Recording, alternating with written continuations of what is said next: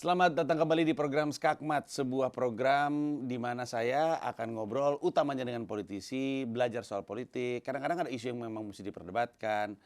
Dalam rangka promosi tur stand up comedy saya, Menstrea Stand Up Comedy Tour, jalan ke 10 kota nasional plus kota ke-11-nya di Jakarta di depan 10.000 penonton di Indonesia Arena. It's going to be the biggest comedy show in the history of Southeast Asia. Penjualan tiket sudah habis untuk semua kota kecuali Makassar dan Palembang.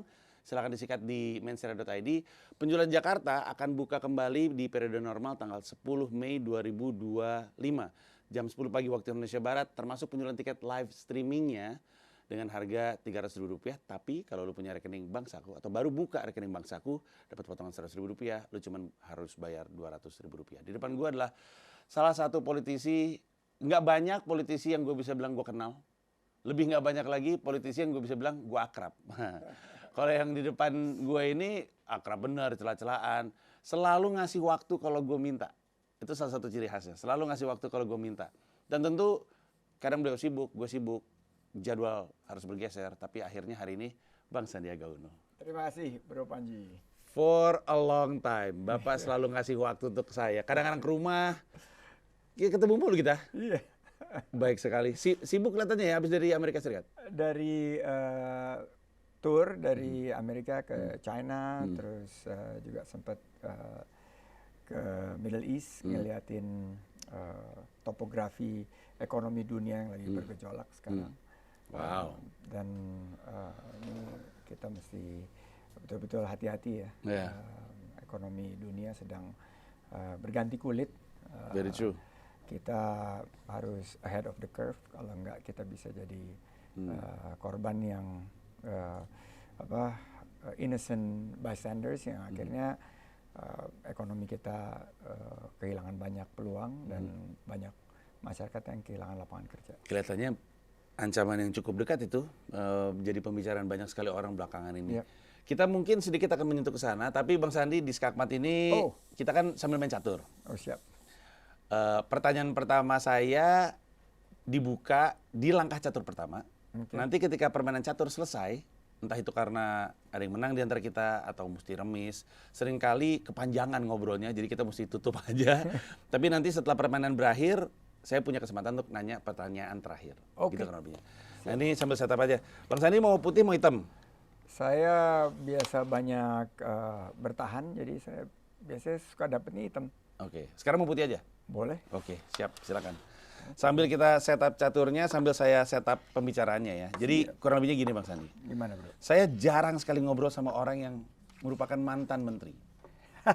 Jarang sekali. Serius? Jarang. Katanya politisi pasti banyak menteri lah. Iya, tapi terakhir mantan menteri ya Pak, siapa namanya? Pak Anies. Oh iya, dia mantan menteri. Bro, lu suka lupa lu. Gue nih, lu tuh jubir gue loh. Iya betul siap. Gue kalau nggak ada lu bisa nggak menang dulu pilgub. Nggak mungkin. Anda salah perkiraan. Saya tidak ada apa-apanya. Gue cuma pasang badan doang. It was a good run. It was a good run. It was a special run. Apa namanya? Ini mana ya? Sip. Terakhir ini Pak siapa namanya? Dulu siapa? Pak Mahfud. Tapi waktu sama Pak Mahfud Menko, Bro. Betul, tapi pembahasannya lebih banyak dari sisi hukum. Perspektifnya terhadap Indonesia. Selalu pengen ketemu orang yang pernah menjabat karena gue tuh nggak tahu apa-apa soal gimana menteri bekerja. Raja putih, raja hitam. Ini begini ya, gue lupa. Tukar kan ya? Tukar. Kalau hitam di putih, putih di hitam. Betul. That's life, bro. That's life. Jadi gue tuh nggak punya bayangan sama sekali. Gile, gue punya 2 menteri. Itu untuk ini, biar kalau misalnya ini nyampe ke sana bisa ditukar. Oke. Oh gitu. Gue juga dikasih tahu sama Iren Sukandar tuh, diomelin main caturnya blow on. Oh gitu. Dia kasih sama dia. Oh, dia sih paling canggih. Dia canggih Gue deh. mulai duluan ya. Iya, tapi ntar dulu. Gue masih mau setup. Intinya Bang Sandi, gue tuh pengen tahu semua yang berkaitan dengan menjadi seorang menteri. Dipanggilnya gimana, di-briefnya gimana, what was expected out of you, gimana ketika bekerja, how do you evaluate yourself. Karena saya ngelihatnya kementerian itu kayak, mungkin kurang tepat, tapi kayak perusahaan, terus ada perusahaan-perusahaan lain di bawah holding yang namanya pemerintah pusat atau mungkin presiden gitu. Karena mungkin ada strategisnya, ada kerjasama strategis antar kementerian, tapi kementerian juga punya misi. Bedanya adalah tidak didesain untuk menciptakan profit, tapi untuk kebaikan rakyat. Nah, saya tuh pengen bisa mengkritik menteri dengan proporsional, tapi saya nggak bisa ngelakuin itu kalau saya nggak ngerti gimana cara kerjanya menteri. Jadi itu akan jadi pembicaraan utama kita, terlepas ada tentu rencana-rencana Bang Sandi ke depannya. Tapi silakan langkah catur pertama. Nanti gue buka dengan langkah catur pertama standar lah ini ya. Boleh. Ini namanya apa nih? Lupa, Iren Sukandar juga pernah bilang lagi. Ini opening gambit kalau nggak salah. Ya, itu dia. Gue buka dengan pertanyaan pertama. Gimana ceritanya ketika seseorang dihubungin sama presiden untuk menjadi menteri? Kayak gimana tuh? Kita punya bayangan, rakyat Indonesia punya bayangan, tapi gue nggak benar-benar tahu. Apakah pernah ada messenger yang ngomong, Bang Sandi siap-siap, Bang Sandi bakal ditelepon? Atau out of the blue Bang Sandi ditelepon? I really have no idea. What was it like waktu itu? Oke, jadi gue ini kan baru di politik ya. Waduh, mesti pencet tadi ya? Ya, nggak apa-apa. Lupa. Jadi baru di politik, baru 2014 lah masuk politik praktis. Tapi sebelum-sebelumnya kan di dunia usaha tuh beberapa kali diberitahu, dipertimbangkan mau dipanggil presiden dan lain sebagainya. Tapi kan nggak pernah kejadian. Nah, pas abis 2019 Pilpres itu kan kita punya mimpi besar gimana bisa menghadirkan unity government. Unity government itu setelah Pilpres yang cukup berdarah-darah waktu itu dan keadaan ekonomi kita yang perlu dipercepat, diakselerasi, stabilitas politik itu pasti hadir. Makanya kita menyepakati pada saat itu untuk menerima tawaran dari Pak Presiden Jokowi untuk bergabung di pemerintahan. Nah, pada saat itu Pak Prabowo masuk duluan, setelah itu gue belakangan karena gue mesti beres-beres nih portfolio habis setiap habis pil-pil itu pokoknya aset gue berantakan deh gitu. Nah, selang setahun selesai itu prosesnya ya memang 6 bulan pertama dibilang ada reshuffle, tapi nanti akan dihubungi dan lain sebagainya. Terus nggak kejadian 6 bulan kedua. Nah, prosesnya itu nggak pernah ada telepon dari istana gitu loh. Nggak pernah? Tapi ada yang menyampaikan pesan, nanti akan sebentar lagi mendapat kabar gitu loh. Dan kejadian itu waktu COVID. Dan gue kena COVID. Pas gue kena COVID, gue ditelepon, siap-siap. Wah Pak, saya COVID Pak. Saya di isolasi paling tidak 3 minggu ke depan. Jadi mundur. Nah, pas di akhir setelah COVID, gue tes COVID test tuh waktu itu ya. Hasilnya negatif. Sorenya tuh dapat kabar bahwa besok tuh akan ada telepon resmi dari istana untuk datang ke istana. Dan itu teleponnya datangnya nggak telepon sebetulnya sih, WA gitu loh, WA. WA sangat Pak, kasual ya. Ya Pak siap-siap. Terus itu udah levelnya udah menteri, menteri Seknek waktu itu, Prof Pratikno yang menghubungi dan ancer-ancer jam 1 terus diberitahu reschedule ke jam 3. Di jam 2 itu ya datang ke istana. Terus di sana udah ketemu menteri-menteri yang lain yang juga dipanggil bersama-sama. Terus dipanggil masuk ke satu ruangan, udah ada presiden, wakil presiden. Terus diberi tugas, ini tugasnya ABC, arahan saya seperti ini, bagaimana wapres. Setelah habis itu diperkenalkan ke publik. Jadi as simple as that. Nggak bisa bilang enggak tuh? Ada nggak yang bilang enggak? Have you ever sebetulnya pasti ada yang pernah, tapi gini, kalau lu nggak mau, lu harus memberikan sinyal dari awal bahwa lu nggak mau. I see. Jadi nggak ada itu yang bilang, wah gue dipanggil, gue nolak, nggak bisa. Nggak gitu. mungkin ya. Jadi ada yang mungkin bilang belum siap atau segala macam, terus dia ya menyampaikan pesan itu gitu loh. Nggak sampai pas dipanggil terus gue nggak mau gitu, nggak bisa lah. Kan ini udah tugas negara. Jadi kalau lu nggak mau di tugas negara ya lu harus beri signal bahwa you're not interested dengan statement-statement lo, mengkritik lah begini begitu, atau to make yourself available gitu. Nah, buat yang di public space pasti kan make yourself available, dan pasti ada conversations behind bahwa kalau misalnya dipertimbangkan you would be willing to gitu. I see. Jadi ini gue jalan dulu ya. Ya, silakan. Silakan. Gue jalan. Bang Sandi, lu tadi ngomong sama gue, lu nggak jago ya. Sampai gue tiba-tiba kelar 15 menit di BT. Karena waktu itu gue main sama Ahok, saya udah lama ini nggak main catur. Tiba-tiba skakmat menit ke-20 kata gue, coba-coba nggak kelar-kelar, cepet banget kelar. Gue mesti berhati-hati nih. Soalnya gue suka lalai dengan... Tapi lu kan main catur kan ini tiap minggu mungkin 3-4 kali. Gue terakhir kali main catur itu kapan? Oh, sama RK. Oh, sama RK ya? 2019 loh. 2019 ya? 6 tahun lalu. Iya, saya memang lebih sering daripada Bang Sandi. Tapi kan saya juga IQ-nya agak-agak jongkok ya Bang Sandi ya. Ini opening yang udah jadul banget nih, udah gak dimainin lagi kan. Iya, tar dulu nih. Oke, gua sambil nanya dulu. Berarti nggak pernah ada kesempatan untuk cerita kalau gue jadi menteri ini visi gue. Kalau gue jadi menteri ini yang akan gue lakukan. Lebih kepada Pak Jokowi bilang ini arahan saya, Wapres silakan kasih arahan, kerjalah gitu. Berarti benar katanya Pak Jokowi, nggak ada visi misi menteri, adanya visi misi presiden. Itu betul? Betul banget. Jadi kan sama. Tadi konsepnya kan holding, terus ada beberapa unit gitu yang berjalan. Jadi visi misinya Indonesia maju. Yeah. Visi besarnya ya Indonesia maju di bidang A, B, C, D yang menyesuaikan dengan visi besar itu. Jadi kita nggak bisa jalan sendiri, Chief. Kalau kita punya ide-ide brilian harus masuk ke dalam bakat, buset deh. Wah, ini keren ini. Langsung terancam gue punya ini nih. Namanya juga orang blow on.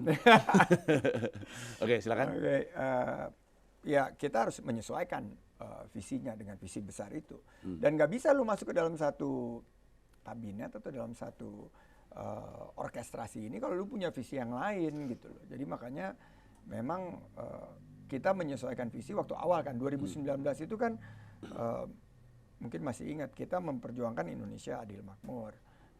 Pak Jokowi kalau nggak salah waktu itu udah Indonesia maju kan.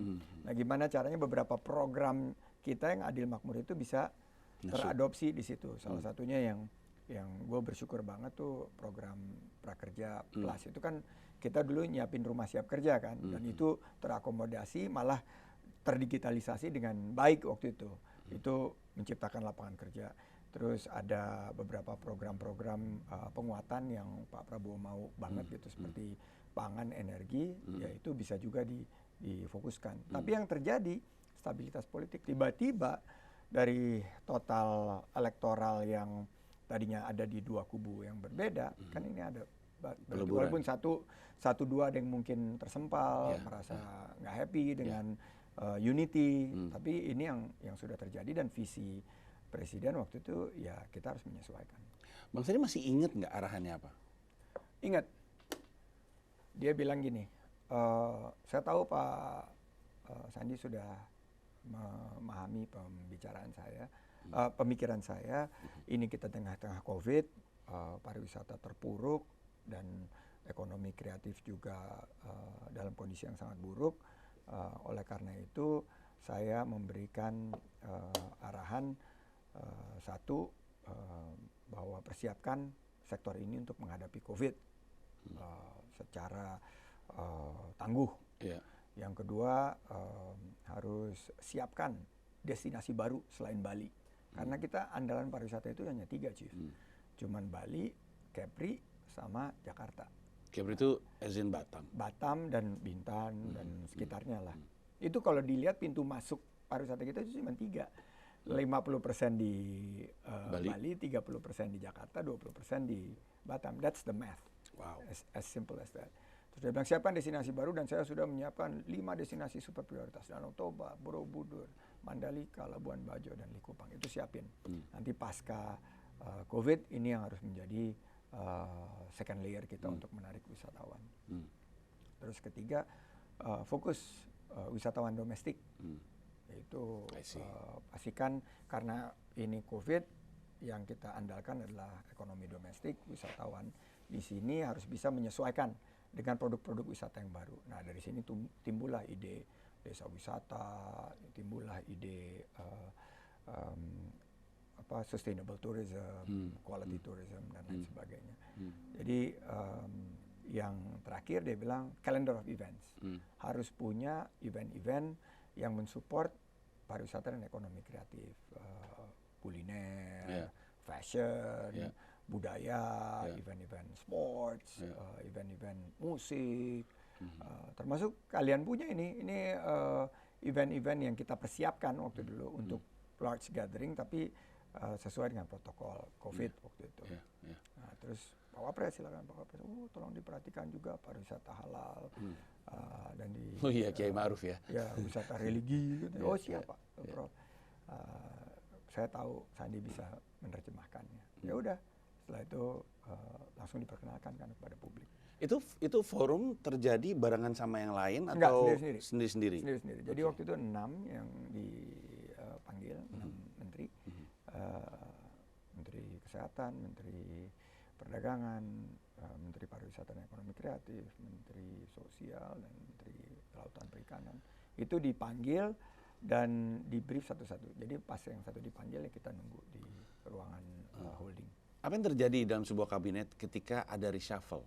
Apakah salah assessment dari pihak kepresidenan, dari pihak presiden ya terhadap siapa yang dia tunjuk? Ataukah murni kayak korporat masalah tidak achieve? Atau ya deal-dealan politik, tapi kayaknya Bang Sandi juga nggak akan ngomong ke arah sana ya.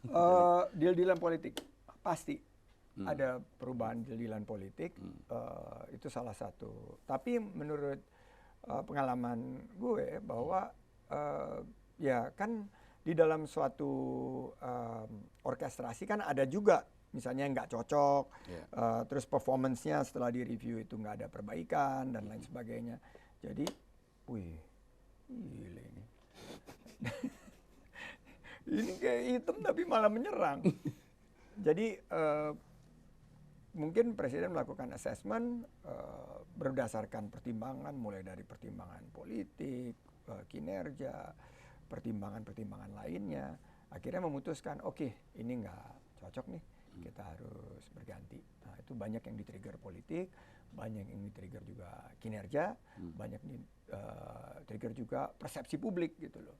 Jadi persepsi publik kan sangat menentukan, apalagi di zaman Pak Jokowi yang pertama dan kedua ya paling nggak kita memperhatikan bahwa dia sangat menjaga tuh tensi publik tuh di level mana, karena dia kan orangnya punya data gitu, data yang dikumpulkan tiap secara periodik.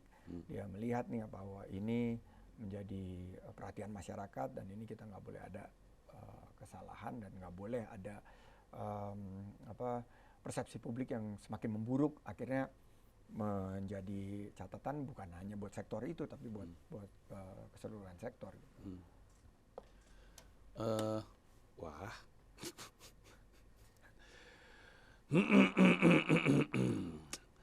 Bang Sandi suka gitu. Salah ini jalan. Tadi dulu nih kita mikir dulu. Salah. Oke. Kenapa jadi serius sih mainnya? Yang lain gak ada yang serius loh permainannya. Salah. Tapi gini Bang Sandi, masuk di tengah-tengah. Let me reshape the question. Masuk menjadi menteri, apakah Bang Sandi bawa tim yang kurang lebihnya akan menggantikan beberapa existing player? Karena kan masuk akal. Gue bawa masuk orang yang gue tahu bisa kerja, gue tuh akan mempercepat proses gue kerja. Di tengah-tengah perjalanan itu ada orang-orang yang udah kerja sebelumnya kan?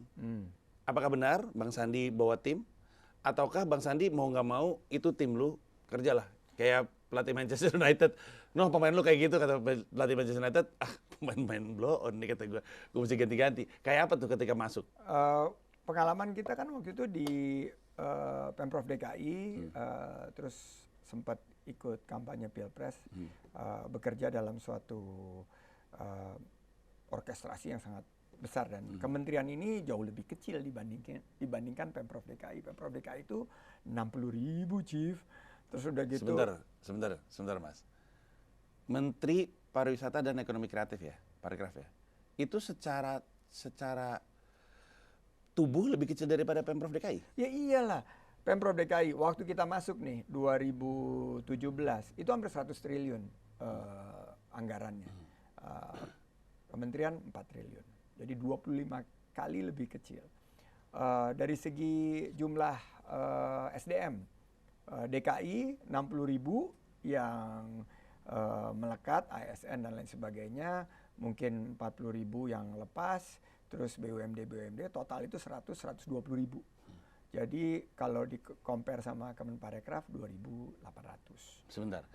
Jauh lah, Chief. Enggak, tapi kan maksudnya Insatu kan bekerja untuk seluruh Indonesia gitu kan asumsinya ya. Tapi dari segi organisasi, dari segi budget, dari segi SDM, dari segi mungkin dampak kepada sektor, karena waktu di Pemprov kan ngurusin orang dari sebelum lahir, orang lagi hamil kita urusin. Yeah. Dari kawin, dari pas perkawinan kita udah ngurusin kan. Tuh kawin dulu kita bikin kawin massal di Bro juga diundang waktu itu di Tamrin, di sebelahnya Hotel Sari Pacific waktu itu. Kita bikin di situ sampai melahirkan, sampai meninggal, sampai dikubur itu kan Pemprov ngurusin semua. Ada dinas-dinasnya yang ngurusin, dan ya ibaratnya kita bangun pagi keluar rumah tuh udah ada orang datang dengan segenap permasalahannya gitu.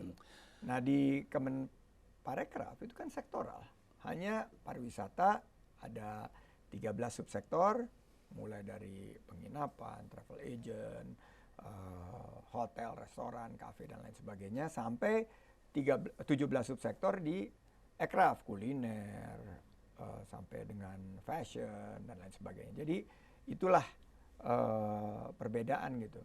Bedanya kita ngurus 10 juta di Pemprov DKI, kalau di Parekraf itu dari Sabang sampai Merauke kita ngurus 25 juta lapangan kerja di pariwisata dan 25 juta lapangan kerja di ekonomi kreatif, jadi total 50 juta. Bang Sandi ngerasa kecil nggak itu anggaran untuk apa yang Bang Sandi kerjakan? Karena maaf ya Bang Sandi ya, orang pada ngomongnya Bang Sandi kerjanya cuma keliling-keliling mulu, ikut preskon peresmian ini, keliling-keliling doang nih, mana kerjanya. Kalau dengar budgetnya segitu dibandingin dalam komparasinya ya dengan Pemprov DKI, apa jangan-jangan juga karena memang ruang geraknya nggak terlalu gede. Apakah Bang Sandi ngerasa itu kecil, dan Bang Sandi masih ingat nggak itu berapa persen dari APBN alokasi untuk kementeriannya Bang Sandi waktu itu? Iya kecil sekali dong, Chief. Ya, kan kita kontribusi gini, setelah 2 tahun anggaran kita kan terus dipotong, tapi kan kinerja selalu tercapai. Terus Sri Mulyani bisik-bisik sama aku gitu, nggak pengaruh tuh anggaran gue potong, lu tetap bisa KPI melebihi terus gitu dari target. Sebenarnya tahun depan nggak ada budget ya. Ya dia bilang, dikasih duit. Ini berarti harus tambah, karena kita harus inovasi kan. Kalau begitu anggaran dipotong, ya harus kita tingkatkan inovasi, kita adaptasi dengan situasi terkini, dan kita kolaborasi. Karena kan industri pariwisata ekonomi kreatif itu kan banyak playernya. Dan gue selalu bilang gini, bahwa kalau kita terus mengeluh masalah anggaran, ya habis energi kita. Tapi kalau kita misalnya udah terima apa yang dianggarkan, dan kita tahu nih bahwa memang dari anggaran itu 30%. Nah ini gue kasih tahu di sini. Kenapa dipotongnya sama Pak Prabowo itu 30%. 30% year on year itu selalu anggarannya nggak efektif, nggak berkualitas. Adalah kegiatan-kegiatan yang diada-adakan. Iya gitu. Betul kita tahu. Nah itu sekitar 30%. Makanya waktu kita di 2019 nyiapin waktu itu untuk budget preparation, buat debat, buat nanti pas seandainya terpilih, itu kita udah menganggarkan bahwa pemerintah ini kita harus pastikan anggarannya itu efisien gitu loh. Nah jadi di ujung-ujung ya sebagai bagian daripada solidaritas dengan menteri-menteri lain, gue bilang ya ini anggaran kita kecil, kita minta tambahan anggaran, karena DPR juga bilang minta dong tambahan. Tapi ini gue ngomong di sini ya. Maksudnya DPR minta tambahan anggaran? DPR selalu mengkritik kita, kenapa anggarannya rendah, kenapa anggarannya rendah. Tapi dalam hati gue ya kita udah tercapai KPI-nya, dan mungkin memang ini kita harus arahkan kepada anggaran yang lebih berkualitas. Mungkin bukan di tempat kita, karena di tempat kita KPI-nya semua tercapai, atau di tempat yang lain. Tapi teman-teman DPR ini selalu memperjuangkan anggaran ditambah supaya ini sektor menjadi penting, dan sebetulnya ini kan sektor yang sangat strategis. Thailand, Malaysia, Vietnam ini dalam keadaan begini, mereka fokusnya tuh di sini, di pariwisata dan di ekonomi kreatif. Mereka besar-besaran gitu, buka akses, tambah anggaran, tambah promosi, tambah connectivity. Nah, ini yang menunjukkan memang di tempat kita ini belum diprioritaskan. Ya, kan ujung-ujungnya political will ya. Tidak ada keinginan untuk membuat ini jadi sesuatu yang penting dan krusial dan berperan. Betul, politik anggaran ya namanya. Politik anggaran. Bang Sandi sendiri kalau misalnya ya Bang Sandi ya, dan ini bukan karena kita pengen ngusik-ngusik kemauan Bang Sandi untuk menjadi presiden, tapi kita mau ngomongin soal dari orang yang sudah berjalan atau menjalankan ini, sebenarnya kalau misalnya Bang Sandi presiden, idealnya berapa harusnya anggaran di Kemenparekraf? Kalau kita mau, let's say, kita mau mengandalkan lebih dari sektor ini ke depannya. Kalau presiden bilang, gue tuh pengen ngandelin ini lebih deh. Berarti anggarannya harusnya segini. Berapa tuh harusnya? 4 triliun kecil gila. Gue jadi Dodge ya ini, jadi Elon Musk ya. Yeah, okay. Department of Government Efficiency ya. Yeah. Nggak usah jadi presiden lah, gue jadi advisernya presiden. Nah, kayak sekarang gitu. Gue bilang yang sekarang cukup. Tapi sekarang berapa? Sekarang dia agak sedih sih, 1,1. Gue jadi kayak Prabowo, come on Bang Sandi, masa 1, Iya 1, tapi gini, kasih komitmen. Misalnya nih, kan lu punya KPI itu kan wisatawan asing masuk kan. Sekarang gimana caranya wisatawan asing bisa masuk kalau penerbangan ini sangat terbatas? Dan itu bukan hanya di Kemenparekraf, anggarannya bukan di Kemenparekraf. Tapi anggarannya itu mungkin bukan anggaran, tapi kebijakan.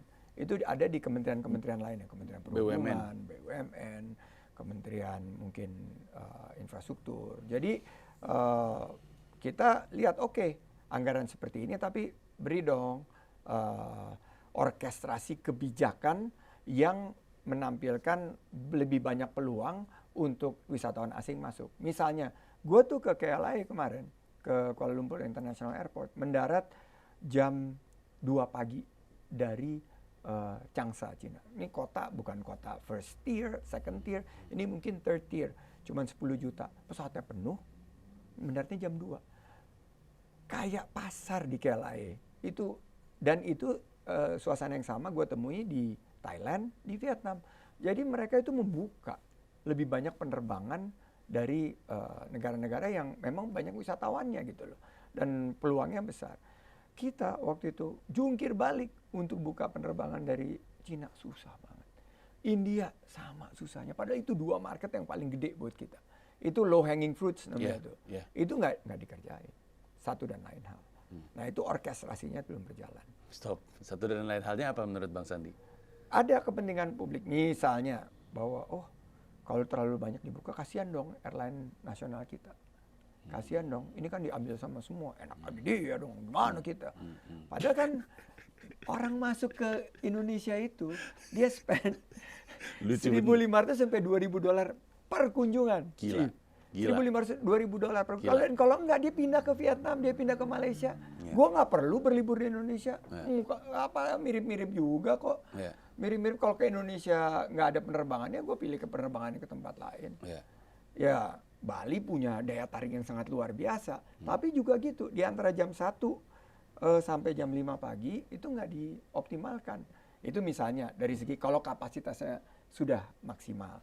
Tapi kan kita bisa nambah konektivitas. Kita bisa nambah jumlah penerbangan. Kita bisa nambah kemudahan untuk mereka masuk. Misalnya dari segi visa.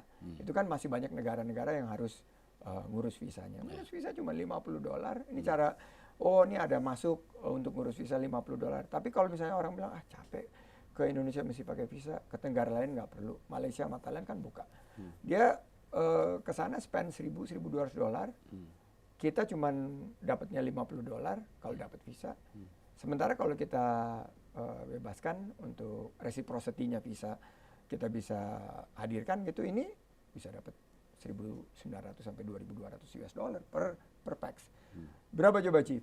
Pariwisata dan ekonomi kreatif itu menyumbang close together 4,5% sampai 8%, total 12% dari GDP kita. Wow. Nomor 2 setelah migas. Wow. Tapi ya begitu. Dari Tapi segi perhatiannya dan lain sebagainya. Dan nggak semuanya anggaran ya. Semuanya bisa juga kebijakan, bisa juga mungkin perhatian dan lain sebagainya. Ya, kan the math doesn't add up. Kalau masuknya sekian, kenapa keluarnya sekian gitu? Iya. Sebetulnya kan gampang lihat. 20 miliar dolar dari pariwisata. Itu pariwisata aja ya sekarang ya, kan aircraft udah dipisah. 20 miliar dolar yang didapatkan. Tapi nyambung nggak sih sama kebijakan dan anggarannya? Itu nggak nyambung. Padahal ini 20 bisa jadi 40 miliar kalau kebijakannya tepat. Dan itu yang dilakukan tetangga-tetangga kita. Thailand dan Malaysia udah jauh di atas kita, 40 juta. Vietnam udah jauh meninggalkan kita. Sekarang kita masuk ke kelas tier 3, berantemnya lawan Filipina. Nah ini yang menurut gua harus dipikirkan sama-sama. Tapi ini cuma dari sektor ini. Kalau kita bicara kebijakan kan kebijakannya memang luas. Ya, tapi juga kan gini ya, internet itu kan membantu banyak dalam konteks menciptakan demand, gitu ya. Kayak dulu kafe itu lokasi krusial. Jadi kalau kafe di pinggir jalan tuh krusial banget karena orang pasti ngelihat. Sekarang Location. betul. Sekarang kafe lu ada di pojokan di dalam sebuah gedung, tapi kalau misalkan contohnya di Korea ya Chief ya. Kalau misalnya kita ada banyak kafe-kafe lucu banget di Korea. Ada kafe, maaf ya Chief, kafe tai gitu. Jadi cangkirnya kayak tai, semuanya kayak tai lah gitu. Tapi lucu. Jadi orang nyari itu. Itu di mana itu kafe ya? Karena gaungnya gede di internet, gue niatin sama keluarga. Segala macam kafe musang, kafe apa ya? Bukan musang. Apa ya? Rakun kafe. Terus segala macam kafe lah, tapi itu semua gede di internet. Lokasinya nggak lokasi strategis. Nah sekarang kita ngomongin Indonesia. Ke Indonesia susah, penerbangan sedikit. Tapi kan bisa kita akalin kalau misalkan hype-nya kita gedein di internet. Saya ngomong ini karena iShowSpeed waktu datang ke Indonesia nggak disambut sama pemerintah. Tapi di Cina, ini mobil terbang. Dikasih pemerintahnya yang bilang, nih lu cobain nih, lu lihat, ini Cinanya canggih. iShowSpeed punya masa gede banget. Pasti ada dampaknya sama demand menuju sana. Kenapa kita nggak kayak gitu? Nah, atau kenapa lu nggak kayak gitu? Nah, gua waktu itu masih jadi menteri, jadi gua tahu nih iShowSpeed. Terus terang, gua nggak tahu iShowSpeed mau datang ke sini, gitu loh. Jadi kan kita masa nggak ada yang nyampe? Nggak ada yang nyampe. Nggak ada yang nyampe sama sekali. Jadi gue tahu itu udah di sini, dan Reza itu kan kawan kita. Dulu gue bikin konten sama dia, gue ada collab sama dia dan segala macam. Nggak dihubungin gue. Gitu. Masa? Sumpah I mean he can say different things. Boleh lu undang aja. Dan kita udah reconcile habis itu. Jadi memang dia ngubungin, tapi ngubunginnya nggak nyampe ke gue gitu loh. Ya lu tahu sendiri lah birokrasi di tempat kita. Mungkin dia ngubungin si A yang mesti lapor si B mesti lapor si C, nyampe ke menterinya masih lama. Itu PR besar sama kita. Tapi pada intinya itu kita berterima kasih banget dia datang ke sini karena langsung buka wawasan luar negeri, iShowSpeed ke Indonesia, main kemana-mana, Tanah Abang, Bali dan lain sebagainya. Nah di era digital seperti ini yang kayak gitulah, karena bukan lagi kita bicara mengenai business the old fashioned way, business as usual, dengan digital gitu kan orang menarik. Tapi balik lagi, kita kalau ngelihat load factor ke Indonesia itu udah full. Jadi memang harus ditambah penerbangannya. Load factor tuh? Load factor itu dari pesawat yang ada ke Indonesia. Nih sebelum ada perlambatan dunia dan lain sebagainya nih, ekonomi dunia itu udah mencapai 70-80%. Jadi sebetulnya harus ditambah jumlah penerbangannya gitu loh. Dan banyak airline yang mau nambah penerbangannya ke Indonesia, apalagi ke Jakarta, port of entry, Bali, mau mereka gitu. Tapi kita waktu itu ya nggak ngambil kesempatan itu. Tapi berarti for lack of a better word ya, that was your excuse nggak nyampe informasinya. Waktu iShowSpeed, iya nggak nyampe, gue nggak tahu. Dan gue waktu itu bilang, dia kan cukup lama di sini. nah pas udah itu ya udah terus kontroversi lah. Kita bilang coba apa yang bisa kita fasilitasi, mau kemana kita destinasinya kita pastikan, terus ada komunikasi pas abis itu terus.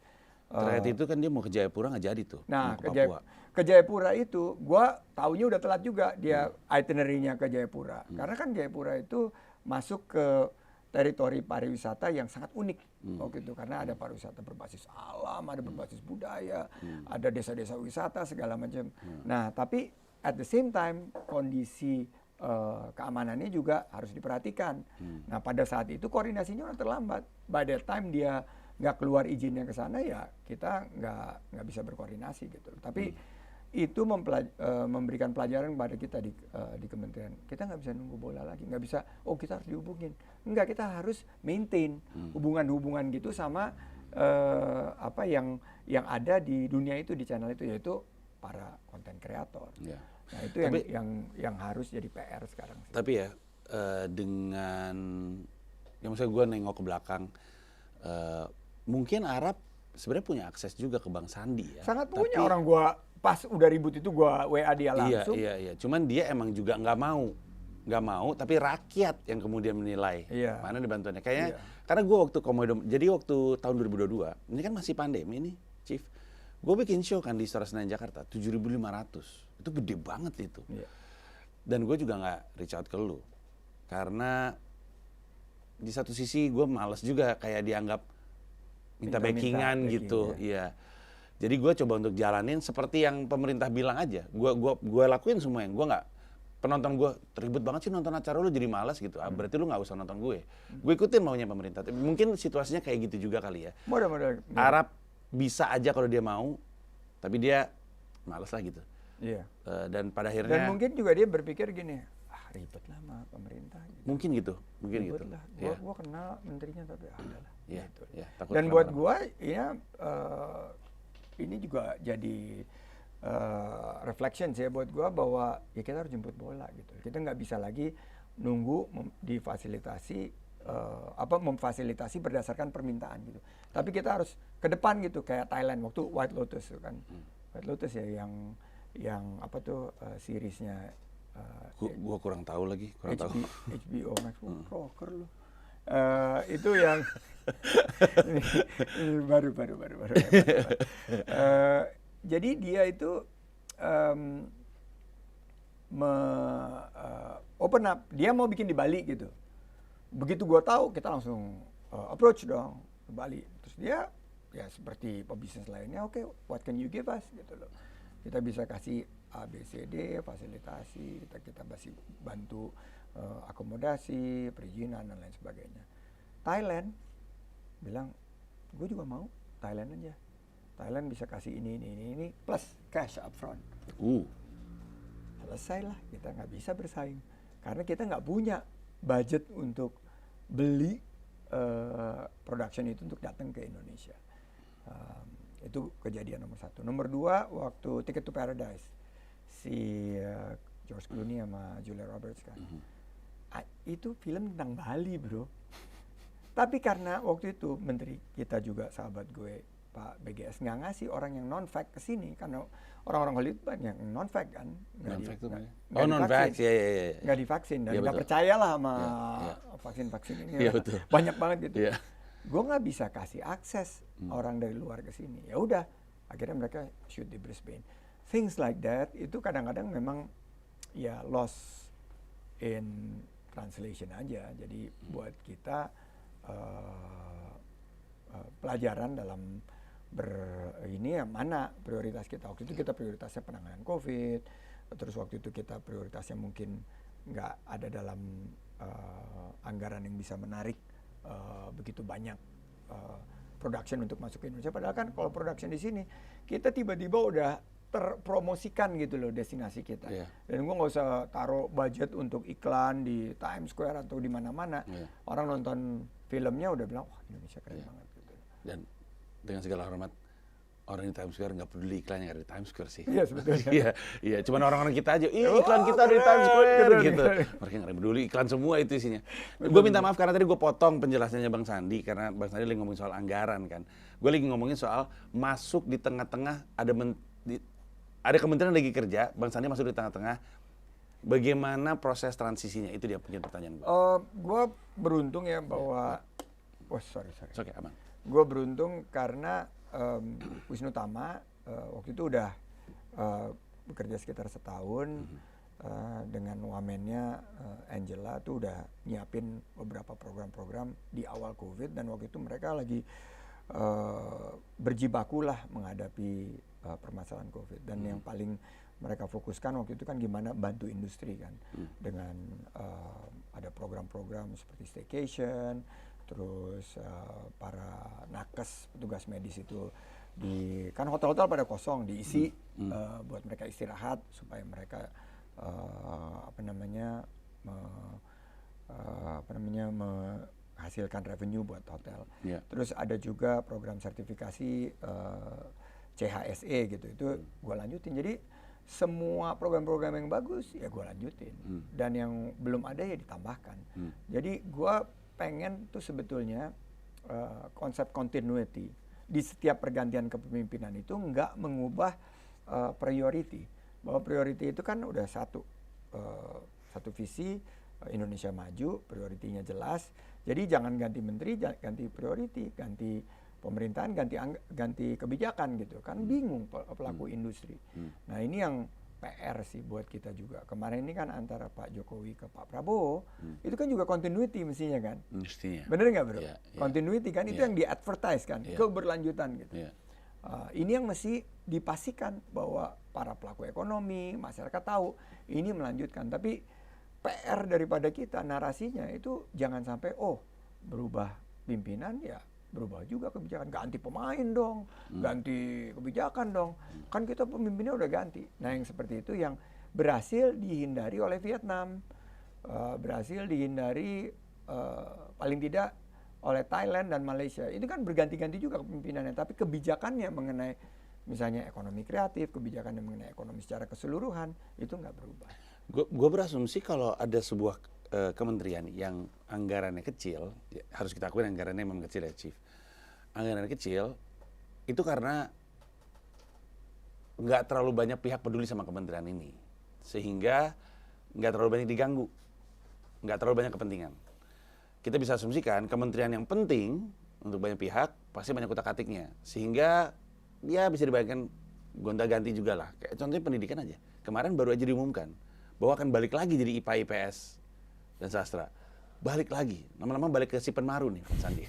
Eranya Bang Sandi itu. Itu gue baru bilang perubahan-perubahan kebijakan ini yang sebetulnya ya kan kita sebetulnya tinggal melanjutkan. Namanya juga iya. Pemerintahan yang melanjutkan. Iya. Ini masalah apa? Ego? Ada masalah ego, ada masalah legacy. Ini kebijakan gue, bukan yang lalu loh. Ada juga dari segi kepentingan persepsi. Jadi kan menteri itu dia pucuk pimpinan tertinggi di organisasi itu. Jadi mungkin mereka udah ada yang terpikir yang mereka mau melakukan, dan walaupun sekedar ganti nama, ini kejadian juga di mana-mana gitu. Itu yang mereka harus lakukan untuk menancapkan legacy mereka. Dalam pemahaman lu Bang, kenapa paragraf dipisah pada akhirnya? Di luar yang obvious untuk kebutuhan akomodir. Pasti politik nomor ya, satu. Itu nomor satu. Dua, maksud gua kan ada tempat lain yang bisa digituin. Iya. Nomor dua memang karena banyak yang mesti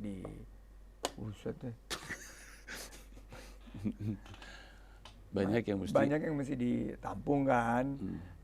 Ya, banyak yang, dan aircraft ini obvious gitu loh yang bisa dipecah. Kenapa? Karena orang-orang aircraft itu nggak pernah nyaman di pariwisata. Sebenarnya tuh. Betulnya dari pertama kan dulu dia badan sendiri. Betul, Backcraft. Tapi sebelumnya juga kementerian sendiri. Jadi Kementerian Pariwisata dan Ekonomi Kreatif itu kan dimulai zaman Bu Mari Pangestu kan. Ya, Bu Mari. Nah, terus dipisah jadi Bekraf, merdeka gitu. Terus tiba-tiba disatuin lagi. Tidak merdeka. Terjajah gitu loh kan.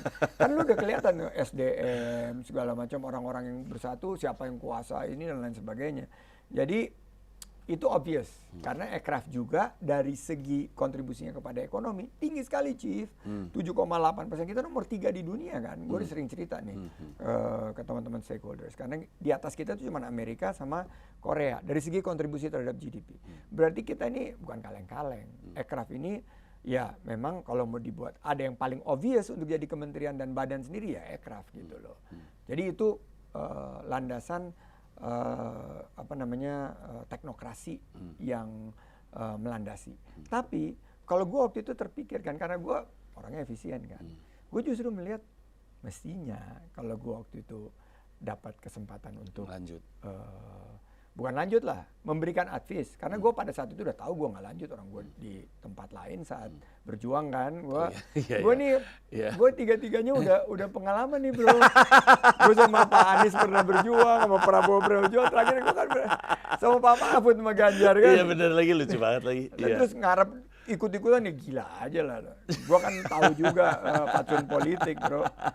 Wah ini seburuk-buruknya pengusaha, tapi pengusaha yang ngerti lah bahwa kita DNA kita ya fair lah. You lost an election, you should know that you lost an election and you stay away and give a chance untuk yang bekerja. Anyway, pada saat itu gue bilang kenapa nggak disatuin? Bud, Par, Aircraft. Jadi hulu ke hilir tuh nyambung tuh. Karena budaya yang punya core-nya dan itu ada keunggulan kita yang super unggul lah. Dan budaya itu dari budaya bisa diturunkan ke pariwisata dan juga akan menyinggung ekonomi kreatif. Kalau itu dijadiin satu, slam dunk bro, nggak ada yang bisa ngalahin kita. Itu tuh nggak ada Menko-nya ya? Dulu ada Menko-nya ya Menko Marves kan. Tapi budaya kan di luar. Budaya di luar dan sering berantem nih, misalnya urusan Borobudur aja. Itu kementerian punya agenda sendiri-sendiri. Tapi kalau disatuin, paling tidak ada satu leadership di bawah situ gitu loh. Malah gue berpikir bukan mecahin, tapi di my own entrepreneurial thinking itu bagus banget ya kalau disatuin. Itu karena gue lihat itu yang dikerjakan Thailand. Jadi culture, tourism itu nyatu. Di Korea, culture and tourism. Di Malaysia, culture and tourism. Selalu nyambung gitu loh. Karena ya yang lu jual mungkin bukan hanya destinasi tapi budayanya. Kayak apa tuh keseharian menjadi menteri? Kayak menjadi CEO, ada rapat dengan para head, ada rapat dengan sejumlah unit bisnis yang dia pengen benar-benar foresee gitu. Kayak gimana tuh? Menteri gue terancam nih bro, gue fokus dulu ke sini. Menteri gue terancam nih. Kenapa gue biarkan menteri gue terancam? Kalau begini kan bahaya sih. Bahaya. Mulai serius nih mikirnya nih. Mulai serius nih. Menteri gue terancam. Gue mesti pelan-pelan juga nih gue. Bahaya. Jago lu ya bro. Enggak juga, Chief. Ini lebih ke malu aja udah main catur sama Ren Sukandar, masa masih kurang ya kan? Anyway, nah. Gue karena ini nggak tahu gue aja atau mau ngadu nih. Serius lu bro? Iya bro. Hah? Iya. Kacau. Jago lo ya? Nggak juga. Lu soalnya nggak merhatiin. Gue kan banyak dengerin dari tadi. Iya lu nanya terus. Gue nanya terus mikir. Menteri gue diancam. Gue udah kehilangan satu pion lagi, mati nih. Ya udahlah. Biar gampang lah. Anjing, gue nggak ngelihat. Loh, bentar. Fuck! Kenapa gue nih gue gini. Makanya gue pikir lu ngadu ke sini gitu loh, karena kan gue makan ini. Ya udahlah kalau gitu. Ya udah, yuk kita balik lagi ngobrol. Oke. Tadi kita sampai mana? Iya. Anjing, gue nggak ngelihat lagi, gue bener nggak ngelihat ini barusan. Kenapa lu nggak bilang sama gue lu semua? Kata lu kerja buat gue. Gila kali lu. Lu menang satu ini. Iya nggak apa-apa. Lu menang bro. Kan lu bisa mundur sebenarnya tadi. Mundur kemana? Ya kan bisa ke sini tadi. Ya kan. Iya, lu kalau kesini aman hidup lu. Gue kan tapi putih bro, gue harus menyerang bro. Jadi makanya gue gak nyangka gitu. Gue gak nyangka. Anyway, ya. Jadi emang sama-sama tolol sih. Gue gak ngeliat, gue asli gue gak ngeliat sumpah. Jadi apa namanya? Gue jadi lupa pertanyaan lo apa. Keseharian. Oke, gue bangun pagi. What was it like gitu? Jadi Senin sampai Minggu. Sorry, ya. Gue tambahin. Karena lu kerja basket mulu, lari mulu. Jadi gini, gue tuh hidup gue tuh waktu jadi menteri ini gue lihat gue cuman punya waktu 4 tahunan untuk membalikkan suatu keadaan yang sangat terpuruk saat itu untuk bisa keluar dari himpitan COVID, dan pada saat yang sama gue punya KPI itu harus bisa gerakan ekonomi lagi, ciptakan lapangan kerja. Tough task. Jadi gue udah, makanya orang-orang bilang lu jalan-jalan mulu, gue punya anggaran menipis. Jadi gue bilang anggaran kagak ada, kebijakan sedikit yang gue punya.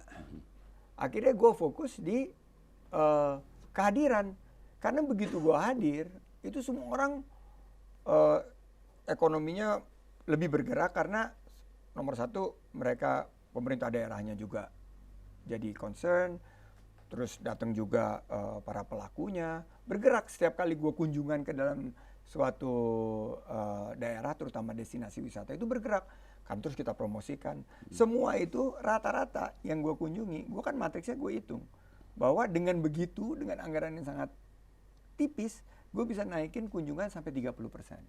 Di mana yang diperlukan? Yang paling bawah kan desa wisata. Karena itu yang paling di saat COVID yang paling memungkinkan. Nggak mungkin gue promosikan dunia fantasi lagi saat-saat COVID gitu. Nggak mungkin kan, Dufan.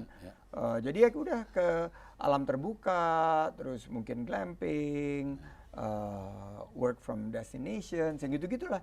Nah, setiap kali gue datang naik 30%, naik 30%. Terus dengan event, kita bikin di Danau Toba ada event F1 H2O, kita buat event di Borobudur Waisak, kita buat Mandalika MotoGP, di Labuan Bajo kita buat event-event dunia, di Kupang ada event-event yang berkaitan dengan regenerative tourism.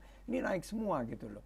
Nah, jadi Minggu sampai gue nggak ada off. Senin itu gue pusatkan di Jakarta. Jadi pagi biasanya gue rapim. Habis rapim gue batasin rapat nggak boleh di atas 1 jam sedikit lah, 1 jam setengah. Wow, sorry. Gue bilang gue kasih kesempatan semua lu mau ngomong, tapi gue nggak mau laporan mohon arahan. Pokoknya semuanya udah mateng. Ini berapa peserta rapatnya?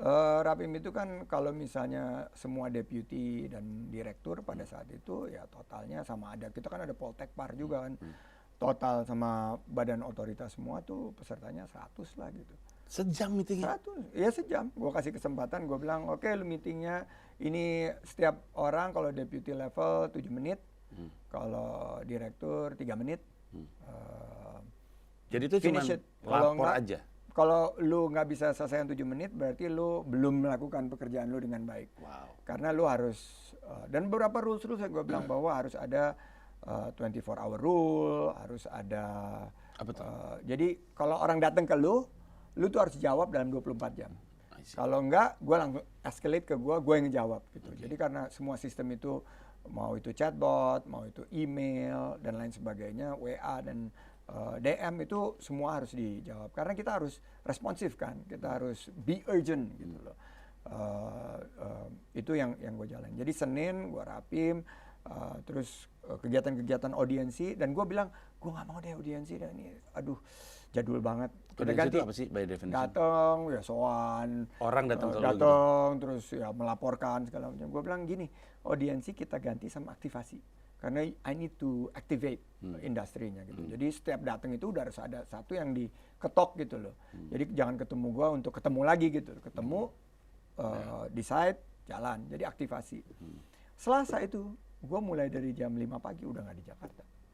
Keliling ke semua desanya. Ada 6.000 desa wisata, ada 5 destinasi super prioritas, ada lebih dari 120 event, ada pelatihan-pelatihan yang kita jalankan di 38 provinsi. Destinasi-destinasi baru yang lagi kita kembangkan. Jadi jalan tuh. Selasa gue pulang Minggu gitu. Senin balik lagi. Makanya pas gue sekarang Senin ya gitulah, di Senin di Jakarta. Dan kalau dipanggil presiden. Dan terus terang gue jarang banget dipanggil presiden. Karena presiden tahu gue ada di lapangan kan. Nah kalau ada rapat kabinet, kita tahu tuh antara Senin sampai Rabu. Jadi seandainya dipanggil itu atau sidang kabinet paripurna tiap 3 bulan itu kita sesuaikan gitu loh kunjungannya. Jadi semuanya dapat. By the time I finish Oktober 2024 semuanya KPI udah tercapai, anggaran semua terutilisasi dan banyak PR tentunya. Tapi apa yang ditugaskan ke gue kita eksekusi alhamdulillah dengan baik. Gue punya banyak arah pertanyaan tuh. Yang pertama kan banyak kritik terhadap lu Bang. Itu kan yang lu lakukan walaupun tercapai itu kan tidak sustainable. I even called you the Paris Hilton of desa wisata gitu. Datang untuk rame kan Paris Hilton gitu kan, dia udah ke pesta rame gitu. Tapi kan nggak sustainable gitu. What do you have to say on? True. Dan gua bilang fair point bahwa itu nanti kalau tapi gue tuh nggak punya banyak pilihan, Chief. Gue tuh nggak banyak opsi. Gue itu either you do it atau you forget it gitu loh. Jadi buat gue let's do it. Gue berharap setelah gue ini dilanjutkan dalam sustainable fashion dan ternyata kemarin UN Tourism datang ke sini, Indonesia dianugerahkan lagi tambahan Best Tourism Village. Jadi kita udah punya ada sekarang 6 tourism village, desa wisata yang diakui dunia, Chief. Jadi yang terbaik, desa Penglipuran, desa terbersih di dunia. Desa Ngelanggeran, ini desa ekowisata terbaik di dunia. Desa wisata yang Jatiluwih diakui sebagai kearifan lokal tingkat dunia dalam mengelola air gitu. Itu kan bangga, Bos. Ini yang ngakuin tuh dunia, UN Tourism, dan mereka semua ke Indonesia untuk belajar tentang tourism village gitu loh. Nah, kita empower para community leaders ini untuk do something for the country. Not asking what the country can do for them, tapi they're doing something for the country. Apakah ini sustainable? Mungkin dari 6.000 itu 70% yang terus berjalan. Tapi yang 30% mungkin bisa belajar dari yang 70%. And we are now considered to be the #1 champion for quality and sustainability tourism. Banyak yang minta leadership Indonesia, sampai waktu itu kan diminta Indonesia untuk mencalonkan diri sebagai sekjen UN Tourism di pemilihan nanti yang bulan Juni 2025 ini. Itu karena alhamdulillah apa yang kita capai selama masa COVID dan pasca COVID recovery. Pertanyaan gue adalah juga ketika Bang Sandi lagi keluar kantor gitu ya, jajarannya Bang Sandi itu siapa sih yang nempel ke gue? Sebaliknya justru yang bertahan di kantor. Karena Bang Sandi keluar kan, pasti kan ada, I don't know, kalau di perusahaan kan paperwork atau operational gitu yang. Jadi bedanya ini ya, dan mungkin ini juga yang mencatat, karena kan gue orangnya efisien banget, Chief. Gue ya lu lihat lah kalau gue run bisnis, run segala macam, gue pokoknya output ditinggiin, cost direndahin kan. Karena every dollar earn is every dollar save is every dollar earn. Jadi waktu gue pergi itu, gue pangkas. Deputy nggak perlu pergi eselon 1, kecuali kalau lu ada value added nih, gue bilang gitu. Selevel direktur oke, kalau dia bisa. Kalau enggak, ya di bawahnya direktur, misalnya eselon 3. Apakah gubernur harus mendampingi? Nggak perlu, gue bilang. Gubernur nanti datang aja sendiri supaya double impact atau triple impact sama bupati gitu. Jadi buat gua datang itu I'm a very small team. Mungkin kelengkapan yang melekat itu nggak lebih dari 5 orang. 5 orang dan semuanya itu yang junior. Malah yang junior gue bilang lu mesti ikut sama gue, terutama yang asisten-asisten menteri, karena dia ini kan the future leaders. Jadi lu mesti nangkep apa yang menjadi pikiran pimpinannya gitu loh, supaya mereka nanti bisa belajar, bisa jadi case study dia, karena someday dia akan jadi eselon 2, eselon 1 juga gitu. Jadi rata-rata yang muda, gue empower muda, terus Gua banyak ngelibatin perempuan karena perempuan ini ternyata di pariwisata yang nentuin where to go untuk vacations, what to buy for creative economy perempuan. You need their voice. So gua betul. di awal gua canangkan by the time I leave this office mesti lebih dari 50% women leaders tertampung dan tercapai alhamdulillah. By the way, berapa persen orang baru yang lu bawa masuk Bang ketika lu waktu gua berapa persen gini, yang keluar gitu? Menteri itu yang melekat, jadi dia dikasih staf sus kan. Staf sus tuh yang melekat ke menteri. Jadi Pak Tama waktu dia mundur ya staf susnya dia hilang. Mundur bersama-sama sama dia. Jadi gua harus nunjuk. Waktu itu awalnya gua tunjuk ada 3 staf sus, terus nambah jadi 4 staf sus kita gitu. Sorry, gua mau sedikit touch on that. Staf sus itu Bang Sandi bilang benar-benar melekat langsung kepada Bang Sandi. Iya. Artinya benar-benar krusial sebenarnya. Sangat krusial. Gua ngelihat keluar, apalagi yang terjadi sekarang tuh staf sus tuh jadi kayak jabatan-jabatan terima kasih kan. Gua sih nilainya gitu. Iya. Pada saat yang bersamaan, kalau menurut Bang Sandi itu melekat, berarti gue bisa menilai visi, cara pandang dari seorang menteri dari staf susnya juga gitu. Oh iya betul. Betul. Staf sus lo itu ya merepresent lo. Jadi gue waktu itu bilang semuanya rata-rata bisa gue handle. Misalnya industri investasi gue bisa handle karena pengalaman gue kan. Tapi ada misalnya pengamanan destinasi itu gue nggak bisa handle. Itu staf sus yang bisa jalan. Untuk reformasi birokrasi karena gue kan baru di pemerintahan, gue juga minta tambahan pengetahuan di situ. Terus staf sus bidang isu-isu strategis lah, terutama politik karena kita urusannya juga sama DPR kan. Betul. Itu harus ada yang ngejebantanin. Itu 3. Terus terakhir gue tambah mengenai staf sus bidang IP dan inovasi dan creativity. Nah itu nambah orang backcraft dulu. Jadi terakhir gue staf sus 4. Terus menteri itu dikasih kesempatan slot sampai 12 kalau nggak salah tenaga ahli. Tapi wamen gue Mbak Angela tuh udah nunjuk 6 atau 7 gitu. Jadi gua tambah lagi 5 yang bisa membantu mungkin di bidang komunikasi, di bidang penyiapan community gitu. Dan gue concern banget sama UMKM yang bisa bantu data-data tentang UMKM ini gue bawa juga. Terus ada satu dan rata-rata gue justru banyak mengandalkan orang-orang dalam sama kayak di DKI. I was very surprised bahwa orang-orang di kementerian tuh hebat-hebat gitu. Kayak di Pemprov juga, gue juga kaget-kaget gitu loh. Kan kalau lu di luar nih, aduh ini apa lagi sih gitu loh. Tapi ternyata di kementerian itu oke banget gitu loh. Jadi buat gue ya gue bersyukur lah bisa kerja sama mereka tanpa harus mengganti. Dan kebijakan-kebijakannya Chief Tama waktu itu ya dan hubungan gue baik kan, gue tinggal telepon menteri-menteri yang lama gue undang, terus mati gue dimakan loh. Bang Sandi ini cocok jadi orang yang kerjanya komentari, sport komentari, tiap kali olahraga komentar mulu. Mati gue. Ayo, nggak apa-apa, kita main agak cepet juga aja. Ya oke, daripada gue makan, gue kesini lagi nih sekarang. Ya kok nyangkut dia. Gue kesini dah ya kan. Set. Mati gue.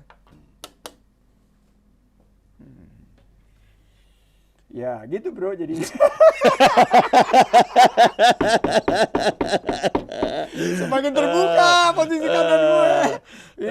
Ini posisi politik gue nih sama di sini nih, sangat rawan dan tidak ada masa depan dan cukup redup. Di sini gue di bisnis nih, ini kan side bisnis gue nih cukup oke gitu loh. Kepegang lah.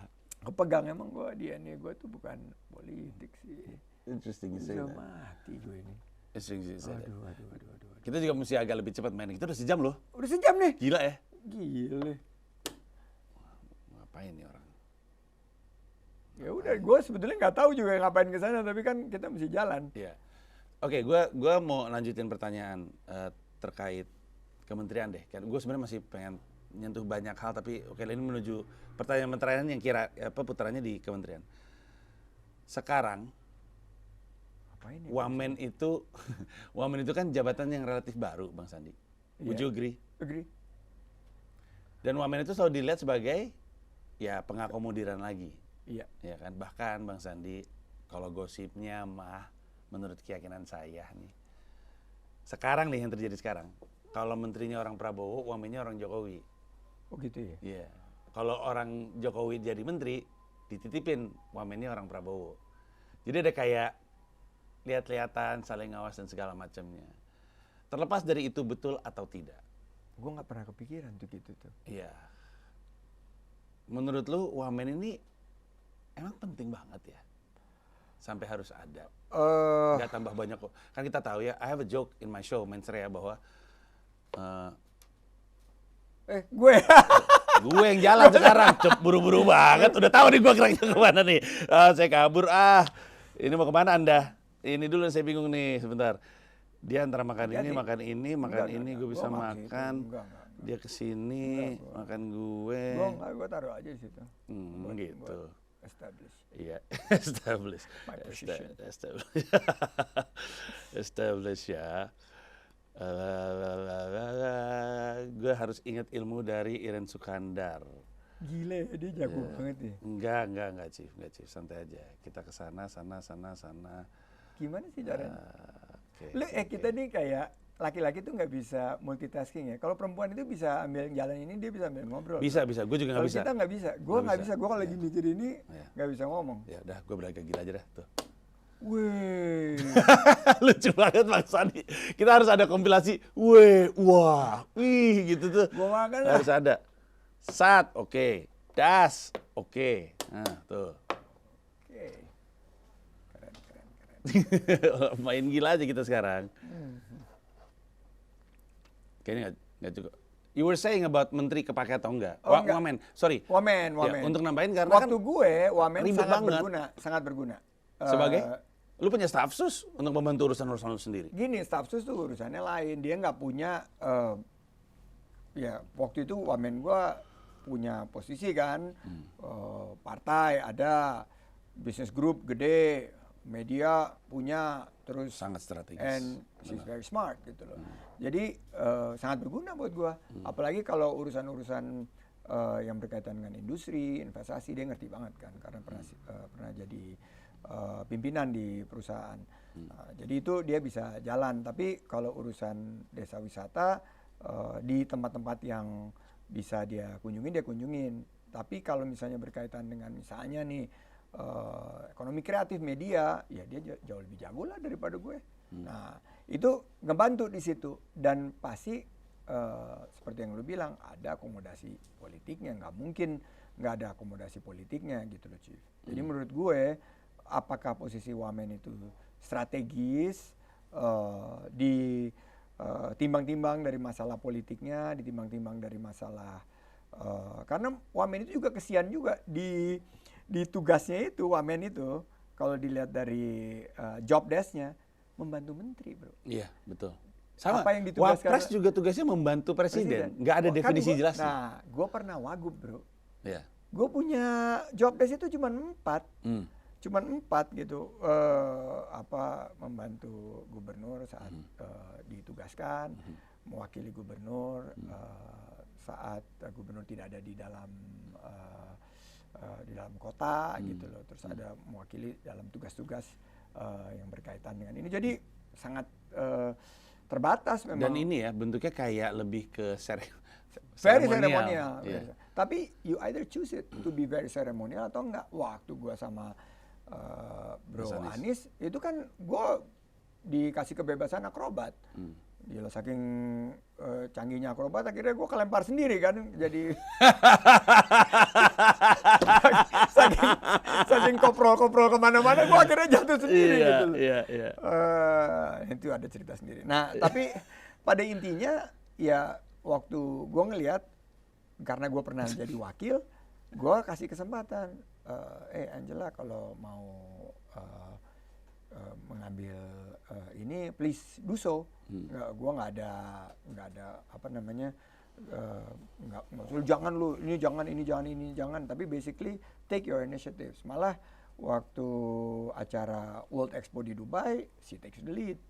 Waktu acara apa namanya banyak kegiatan-kegiatan yang berkaitan dengan pariwisata yang diarahkan ke empowerment gitu, dia yang banyak yang memulai. Jadi menurut gua sih oke tuh ada wakil oke. Ya, gue bisa membayangkan sih dengan begitu besarnya, begitu banyaknya ya kerjaan dan tanggung jawab, itu pasti punya tambahan orang pasti ngebantu. Punya tambahan orang ngebantu. Kita tuh sebenarnya cuma khawatir sama anggaran aja kan katanya lagi nggak ada duit. Tapi lu tahu kan gaji menteri berapa, wakil menteri berapa kan udah kebuka kan? Ya, itu cuma kecil kalau dibandingkan dengan kebocoran-kebocoran yang gila-gilaan terjadi di anggaran kita gitu.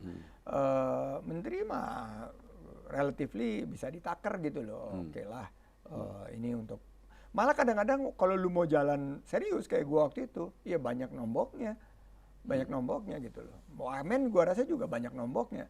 Tapi ya itulah akomodasi politik. Dan kalau mau motong, menurut gua motong dari kegiatan-kegiatan yang nggak berkualitas, itu baru lu nama motong anggaran gitu. Jadi waktu sempat gua ngomong sama siapa waktu itu ya, ini gimana nih menterinya Prabowo banyak 48 segala macam, ini pasti akan bloated dan lain sebagainya.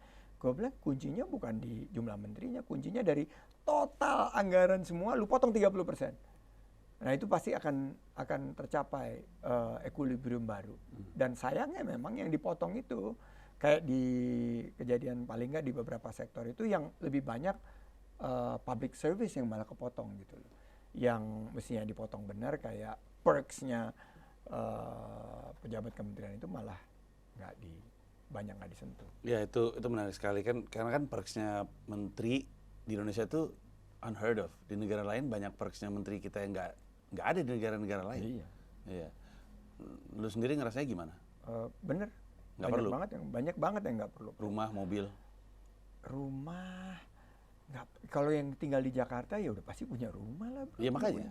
Kalau mobil, nggak ada menteri nggak punya mobil. Mobil, ya gua pakai mobil sendiri, beli sendiri. Mobilnya nggak pernah dipakai sekalinya itu waktu ada tamu menteri Palestina itu pakai mobil menteri kita jarang banget pakai. Jadi kalau yang lu definisikan sebagai bocor tuh posnya tuh apa biasanya? Kegiatan bro. Nah seperti perjalanan dinas yang dibuat-buat. Itu kan ada tuh Oktober, November, Desember lu sisir aja tuh. Semua pasti ada tiba-tiba anggaran yang keluar selama Januari sampai September. Itu orang, Pak nggak ada anggaran Pak. Sorry gue potong lagi nih Bang Sandi. Yang banyak orang nggak tahu kan gini ya. Tapi tolong dikoreksi kalau gue salah. Itu terjadi karena kalau lu dikasih anggaran misalkan 10 triliun, lu mesti habisin 10 triliun. Yeah. Karena kan 10 triliun itu kan datang dari request lu. Untuk A, B, C, D, E, gue butuh 10 triliun. Betul. Kalau misalkan 10 triliunnya nggak habis, lu justru dianggap gagal. Betul. Karena berarti lu nggak execute plan lu. Betul. Ujung-ujungnya mereka mempertahankan 10 triliunnya, kepake kok nih 10 triliun, muncullah tuh bocor-bocor anggaran itu. Berarti permasalahan utamanya adalah di perencanaan. Betul. Nah, super benar. Apa yang salah dengan perencanaan menteri? Lu aja, sekarang gini, perencanaan menteri itu apa? Lu aja dititipin sama presiden program. Iya, gini misalnya lu rencanakan 10 gitu. Di dalam perencanaan itu kan ada kelengkapannya dan lain sebagainya kan. Dan banyak program itu yang rata-rata dulu zaman gue tuh jalannya baru di atas bulan April lah, karena anggaran itu kan difinalisasi bulan Maret kan. Nah akhirnya lu chasing gitu, terus ada penyerapan ditegur sama Kementerian Keuangan, gimana penyerapan dan lain sebagainya. Ya dari perencanaannya sudah bermasalah gitu loh. Jadi secara otomatis walaupun gua nyerapnya 100% waktu itu, tahun keduanya sama Bu Sri Mulyani dipotong juga. Jadi waktu kita rakor kena potong. Tahun kedepannya ya gua menyesuaikan. Anggaran tetap ada, tapi gue tingkatkan kolaborasi inovasi. Gue ajak Traveloka misalnya untuk gabung, gue ajak tiket.com, gue ajak Grab atau Gojek dan lain sebagainya gitu. Akhirnya ya kita nggak bisa bilang bahwa ini anggaran kementerian gitu, tapi kita kolaborasi. Ini multi stakeholders. Gitu. Siapa orang di dalam kementerian yang kerja itu kayak semacam think tank untuk hal-hal kayak gitu? Gila Mestinya, nih kita duitnya dikecilin nih, apa kita bisa lakuin? Mestinya yang paling harus mengambil peran itu kalau di luar negeri disebut permanent secretary, di sini disebut sekjen ya, sestama atau sesmen gitu. Itu dia yang harus mengorkestrasi ini, karena dia paling tertinggi kan di teman-temannya birokrat ini.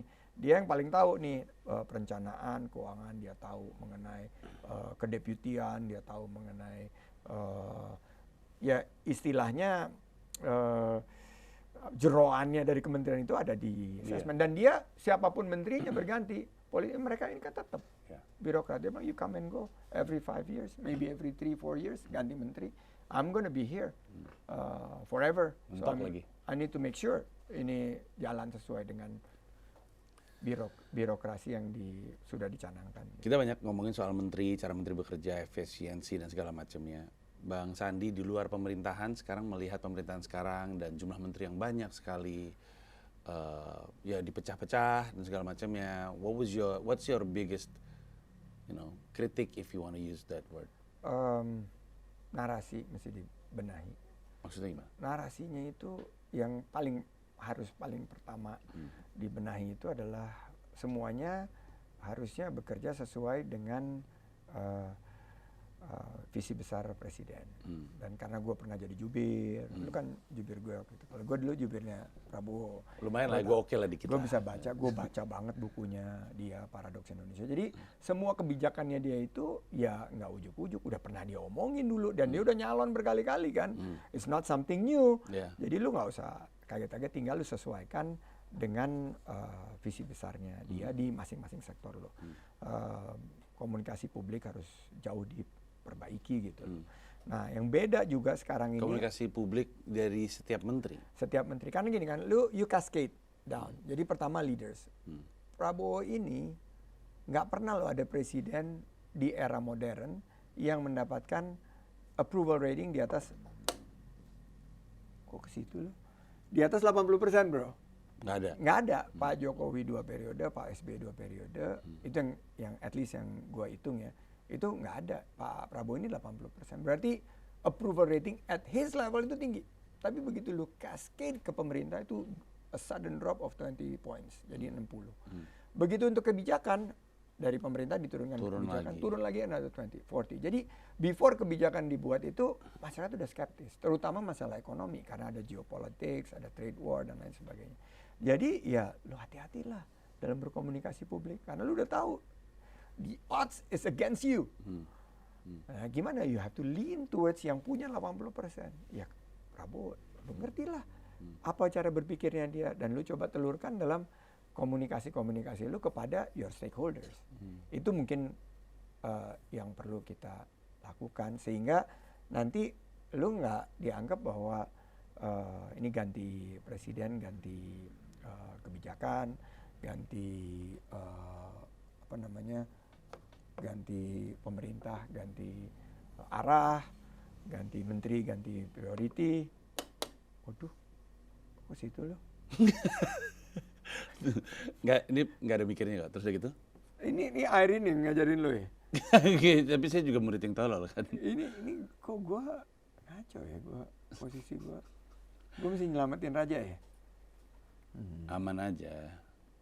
Ini lu mau kemana bro? Rahasia dong. Masa nanya? Ini gue terancam nggak ya? Oh terancam ini. Gue matiin ini. Oke. Jadi itu kalau cuma satu kan karena kita ini limited time span dan limited attention span, ya mungkin itu komunikasi publik. Karena menurut gue nggak ada yang baru dari penglihatan gue yang di luar pemerintah dan gue bersyukur banget karena gue sekarang bisa objektif gitu loh. Gue lihat apa yang tertulis di Paradoks Indonesia itu yang dikerjain sekarang. Lu kenapa kaget-kaget gitu loh. Itu di Paradoks Indonesia ada pangan, energi, dan antara udah dibicarain di situ juga. Apalagi yang makan bergizi gratis juga ada di situ. Nah tinggal kita, nah itu tugas-tugas lu sebagai para komika yang mendalami politik ini, ya you kritik lah. Lu kritik yang perlu diperbaiki, lu appraise apa yang ya berhasil baik, itu aja. Gue sebenarnya mau geser ke soal P3, tapi Danantara, you touch on that, it's very interesting. Tolong dikoreksi kalau pandangan gue terhadap Danantara itu salah. Danantara itu kan kayak Temasek ya, di mana dia kayak perusahaan di atas BUMN, gitu kan lebihnya ya. Dimasukin BUMN di bawah Danantara. Harapannya adalah dividen-dividennya BUMN ini yang ada di Danantara tuh diambil sama Danantara, kemudian bisa diinvestasikan jadi duit lah. Kurang lebih kayak gitu. Oke. Kekhawatiran publik adalah kalau kita tahu nih, lu mulai senyum-senyum sendiri sih. Kenapa lu senyum-senyum sendiri? Gue juga gak tahu gue kesana ngapain. Gerak aja dulu ya kan? Enggak, lu terusin Danantara ya. Karena temen gue yang jadi, ya, lu pasti kenal Gue juga. yakin temen lu semua itu. Bukan, kalau ini bukan temennya, ini sahabat, partner yang jadi CEO di sana. Jadi gua di SMA sebangku 3 tahun sama dia, kuliah bareng-bareng deket-deket, terus buat bisnis sama-sama. Dan by the way yang mana nih? Rosan ya. Ya Erik juga, Erik tapi kan di kementerian. Tapi yang di Danantara itu juga sama, deketnya lah sama Erik. Ya, nah tapi poinnya kan gini, ini tolong dikoreksi ya. Tadi bener ya anggapan gue ya? Yang ada beberapa tambahan tapi kurang lebih seperti itu. Kekhawatiran publik kan kalau kita tahu nih Danantara butuh dividen dari BUMN ini karena dividennya itu akan ditarik ke atas untuk kemudian diputerin. Berarti kan kita tahu bahwa Danantara berharap semua BUMN oke. Betul. Tapi kan BUMN nggak oke. Banyak yang nggak oke. Temen lu juga kan tuh. Nah, BUMN nggak oke. Orang jadi khawatir demi oke-nya BUMN akan ada kebijakan atau banyak hal yang dilakukan untuk memenangkan BUMN. Ini jadi sinyal buruk untuk kompetitornya BUMN. Betul. Anggaplah bank. Bank yang masuk dalam Danantara, di bawah Danantara itu kan harus punya result yang oke. Karena dibutuhkan di atasnya. Jadi kan nanti akan ada praktek bisnis yang memenangkan in favor for bank-bank BUMN. Bank-bank lain khawatir dong. Bukan dicurangin ya. Tentu mungkin nggak akan melanggar hukum. Tapi kan bank-bank lain ngeliatnya, wah ini dibikin ribet ini gue nih. Gue bakal dikalahin nih. Karena mereka bakal diutamain. Apalah, akan ada kebijakan-kebijakan yang menguntungkan mereka. Ujung-ujungnya jelek juga kan ke iklim bisnis. What do you have to say on that? Fair. Itu malah, kalau gue kembangin lagi ya. Malah sebetulnya para pebisnis, teman-teman gue di Kadin, di HIPMI, di Apindo, dulu malah bilang begini, sebelum Danantara nih, bos, kita ini bayar pajak, bos. Kita bayar pajak, dan pajaknya ini digunakan oleh negara untuk invest di industri yang bersaing sama kita. Jadi misalnya dia punya bank, ada tapi ini kan karena bank-bank kita alhamdulillah bagus-bagus lah ya, nggak ada yang butuh injeksi modal dan lain sebagainya. Jadi nggak ada penyertaan modal pemerintah lagi di bank-bank yang besar ini. Tapi kayak misalnya dia di bidang konstruksi, dia punya perusahaan konstruksi, dia bid buat project, saingannya siapa? Saingannya adalah BUMN milik negara dengan penyertaan modal dari duit dia juga karena dia bayar pajak, pajaknya diputerin ke sana, fair nggak gitu? Nah justru di Danantara ini, nah ini komunikasinya juga nih. Danantara ini menurut gue fokus utamanya itu governance dulu, benerin supaya kekhawatiran-kekhawatiran seperti yang lu sampaikan ini teraddress. Governance-nya BUMN? Governance-nya mulai dari BUMN sampai governance-nya Danantara dulu, tapi mulai dari Danantara dulu deh. Gimana cara mereka mengambil keputusan? Itu harus disampaikan kepada publik at large. Ini loh, kalau kita mengambil keputusan bukan dari investasi aja tapi dari operasi dulu. Yang ada dulu nih, kita mau gimana? Kalau lihat success story-nya Temasek, Khazanah dan beberapa cerita yang mirip sama Danantara, the first few years mereka nggak invest, bro. Mereka benahin dulu. Gimana Singapura memastikan Changi itu the best airport in the world. Gimana mereka pastikan Singapore Airlines yang nggak punya destinasi lokal menjadi the best airline in the world. Gimana DBS menjadi regional bank. Gimana Singapore Technology bisa jadi a sprawling technologies giant yang ada. Itu dulu dikerjakan. Buktikan dengan lu punya governance, lu bisa create value. Sedangkan yang dividen-dividen yang dibayar ini, jumlahnya yang mungkin 10 billion, 12 billion, ya sekarang kan sudah ada streamline. Pemerintah menargetkan Danantara sebagai agent of financing for priority program kan. Ya udah invest di jangka panjang di edukasi. Menurut gua scholarship itu penting banget. Sekolah unggulan itu penting banget. Kita invest di SDM kita yang benar-benar akan membawa Indonesia itu betul-betul punya SDM yang kuat. Invest di something yang very long term karena memang inilah kekuatan kita. Nah, yang lain yang masalah berkaitan dengan hilirisasi, investasi di bidang mungkin energi baru terbarukan dan segala macam, fasilitasi dulu sehingga masyarakat sampai punya kepercayaan bahwa Danantara itu punya governance yang baik, baru mulai investasi. Lu Temasek baru tahun ke-7, tahun ke-8 mulai investasi yang digede-gede dan sekarang suddenly it's a $400 billion company. Berdua ini sekarang gue ya? Iya, bro. Yaudah lah, gue kesini aja deh. Gue punya pertanyaan lagi, tapi ini kita udah menuju kita menuju ke ujung-ujung nih Bang Sandi. Bang Sandi, how does it feel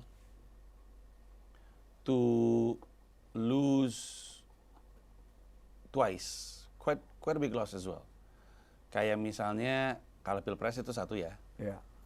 Tapi kemarin waktu Pilpres yang kemarin, Pileg, Bang Sandi ini kan kepala pemenangannya nasionalnya P3. This is for the first time loh, P3 nggak masuk ke peta politik nasional. Terburuk. Dan pas lu masuk gitu. Itu terburuk banget. Gue bisa ngebayangin orang yang progresif kayak lu masuk ke sebuah partai legacy ya, warga yang maaf nih P3 berarti tua juga nih. Gue nggak tahu nih kayak apa di dalamnya. Tua banget. Itu pasti susah. Susah lah. Susah untuk ngapa-ngapain gitu. Apa nih yang sebenarnya terjadi? Lu gagal, artinya apa yang lu rencanain itu nggak berhasil aja. Atau gue tahu lu sebenarnya nggak mungkin sih ngomong secara, tapi gue kenalnya lu terbuka. Atau it's heading that way anyway. P3 ini udah kelihatan. Nggak ada gua juga udah kelihatan ini bakal keluar nih dari berapa thresholdnya? 4. Bakal keluar dari 4% ini. Udah kelihatan. Let's see kalau gua masuk gua bisa selamatkan. Atau sebenarnya sih baik-baik aja. Something you did wrong yang membuat dia keluar dari 4%. Yang mana ini? Oke, gua 2019 kalah. Tapi ini kalah berasa menang, bro. Karena kalah waktu itu punya alhamdulillah punya equity yang besar banget gitu loh. Bahwa we ran a very good campaign, abis itu at the end kita berhasil menyatukan government gitu loh. Bahwa ini bersatu kan nggak pernah terjadi sebelumnya. Yeah. Sebelumnya kan habis ini kalau berantem sampai 5 tahun, berantem lagi sampai 5 tahun kan berkompetisi, berkolaborasi gitu kan. Gua bangga banget jadi bagian dari itu. Jadi gua merasa value sebagai politisi itu was at the peak walaupun gua kalah di 2019. Nah, masuklah. Terus terjadilah dinamika politik dan lain sebagainya. Long story short, adalah gua dapat penugasan untuk pindah kuadran masuk ke P3 gitu. Dan ya setelah gua melalui proses, akhirnya gue pindah ke P3. Waktu saat P3 gua masuk itu dalam keadaan gonjang-ganjing kan, bro. Ketua umumnya diganti dan lain sebagainya. Itu om gue sendiri padahal gitu. Terus P3 itu sempat mau naik, gonjang-ganjing turun lagi. Waktu gue masuk itu survei internal gue yang nggak pernah kita publikasikan, P3 itu ada di 2%, bro. Jadi it's heading out anyway pada saat itu. Tapi gue berusaha dengan jungkir balik segala macam, pakai ads, pakai investasi di events dan lain sebagainya, akhirnya tercapailah 3,87. Tetap gua selamat? Nggak selamat. Apakah gua gagal? Ya gagal lah. Karena itu hasil dari kerja gue kan. Tapi apakah gue menyesal, ya gue nggak menyesal sama sekali karena menurut gue kalau apapun hasilnya yang sekarang itu memberikan kesempatan gue kerja sama 3 spektrum ini. Kan ini ya, political spektrum tuh sih. menurut gue belum pernah kerja sama PDIP. Gue juga nggak ngelihat ada orang yang kayak gitu sih. Ternyata gue bisa di-accept gitu di sana. Bayangin bro, di 2016 gue gimana dibencinya oleh kelompok itu gitu. Tapi di sana, di situ justru gue merasa diterima, gue merasa ada value added-nya. Dan walaupun nggak tercapai, at least political spectrum gue tercapai gitu loh. Gue acceptability gue tercapai dan memang tugas gue sekarang harusnya ya udahlah karena gue DNA gue di entrepreneur, ya gue harus balik bangun bisnis lagi gitu. Jadi nggak aktif lagi di P3? Per hari ini gue nggak ada jabatan. Oh iya. Bapilunya dibubarkan, terus gue nggak ada penugasan lain ya gue nggak ada political title anymore gitu loh. Jadi menurut gue ya sembari kita menunggu dinamika politik dan siklus politik ini kan 5 tahun dan sekarang orang mestinya mikirkan ekonomi gimana cara kita bisa survive. Ya udah gue 100% fokus di bidang ekonomi. Gue udah dikit-dikit ke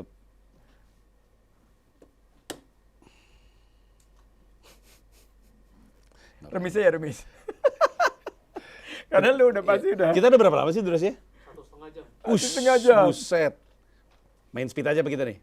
Nggak bisa gue main speed. Nggak apa-apa, gue juga bisa sih. Kita belaga gila aja. Oke, terserah. Gue gini aja dulu nih. Gue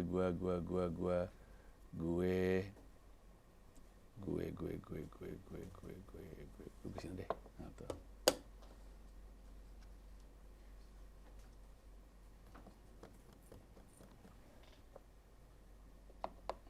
Oke, boleh. Set, ya kan? Mati dong lu bro. Ngapain? Dari mana gue? Ada kuda gue di situ. Astaga Tuhan, oh fuck. Ya, gue gak ngeliat anjing, fuck. Gue melek anjing, fuck. Sebenarnya kalau di Skakmat gimana peraturannya? kalau kata Iren, sebenarnya itu namanya fork. Apa namanya kata Iren? Ada yang inget ya? Jadi sebenarnya nggak boleh. Jadi kalau misalnya gue gini, bakal kena skak, gue nggak bisa makan. Ngerti ya maksud gue? Ya udah. Tapi gue nggak bisa kemana-mana juga. Nggak usah lah. Gue masih ada gerak sih. Bener gak sih? Ada yang inget nggak? Fuck lah semua orang. Tapi setahu gue gitu. Jadi ini ada istilahnya. Kalau gue makan nggak bisa. Jadi gue nggak bisa makan, nggak boleh makan. Lu bisa gue mesti pindah. Lu bisa ke kanan. Iya, gue tahu. Gue nggak bisa ke sini. Ini kan dimakan sama lu. Lu bisa ke sini. Iya, makasih. Oh, nggak bisa. Nggak bisa dimakan sama ini. Paling gue ke sini nih. Tapi kalau lu ke sini, gue makan pakai ini. Ya lah, gue ke sini dulu deh. Tuh. Aduh. Gila. Gue meleng mulu dari tadi ya. Sebetulnya sih gue mau menawarkan remis sih kalau Tanggung. Ini soalnya ada penikmat caturnya aja bang. Percaya nggak? Nggak mungkin. Beneran. Kan, ada yang nonton ini ngeliat kan caturnya juga. Ibarat kayak dia MotoGP tapi yang main itu yang motor itu yang turun. Dinilai untuk dicela-cela. Itu lebih Dicela-cela. tepatnya. Jadi dia tidak Ini goblok menikmati. banget Iya sih. bener, goblok nih orang-orang gitu. Ini Ya. kan Itu sering terjadi. Kayak lu tinju lawan siapa? Mike Tyson tapi yang turun gue lawan lu gitu. Ini goblok-goblokin gitu. Betul. Ya itu kayak Mike Tyson lawan Jake Logan, siapa? Paul Logan. Kemarin. Ya, gue terpaksa kesini lah bro. Paul Logan itu kalah kan si Logan goblok itu kan? Iya, Tyson yang kalah. Tyson yang kalah. Iya. Gila ya berarti umur itu. Enggak, itu settingan itu. Oh, settingan. Kan ada bagian yang dia mau nonjok, ditahan. Sama Tyson ya, udah kelihatan gini. Udah kelihatan berkali-kali ada kode. Oh, rematch. Kalau terlalu keras, dia ngasih kode terlalu keras gitu. Oke, gue tahan. Banyak deh, nanti lo tonton lebih dalam. Gue kesini dulu ya. Gue ngeliat dulu, jangan bego amat. Oke, gue skak dulu. Oh, skak. Yoi. Wow. Asli gue bikin kompilasi reaksi sih. Gila gue disekak. Aduh. Udah ya. I'm going down. If I'm going down, I'm taking everyone. That's my plan. Kacau.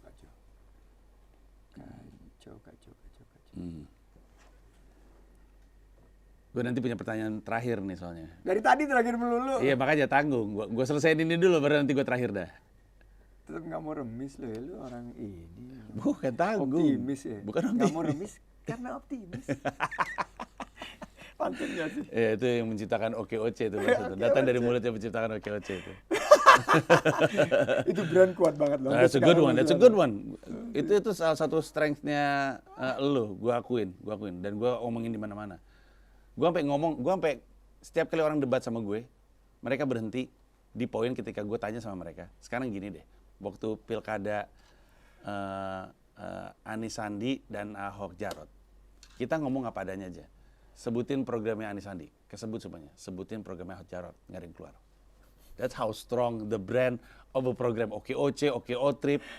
Rumah DP 0. Rumah DP 0 segala macam. Itu amal lu tuh itu. Asli. Aduh, kacau ini. Makan dong. Iya nggak apa-apa. Oke. Kita mah tuh. Tukeran kita. Tuh. Duh, gile. Mati gue ya. Tadi mestinya gue nggak usah makan tuh. Kenapa gue makan?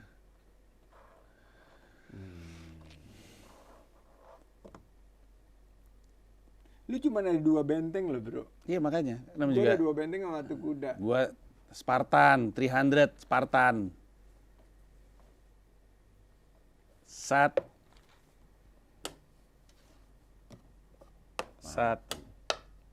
Kok gue diemin aja itu ya?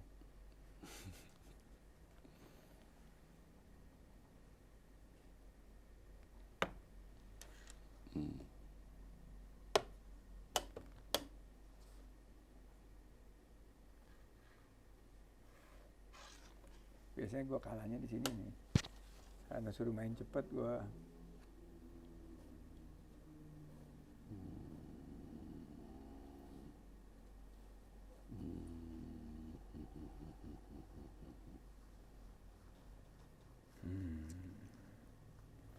Pertanyaan terakhir lu nggak mau lu tanyain sekarang?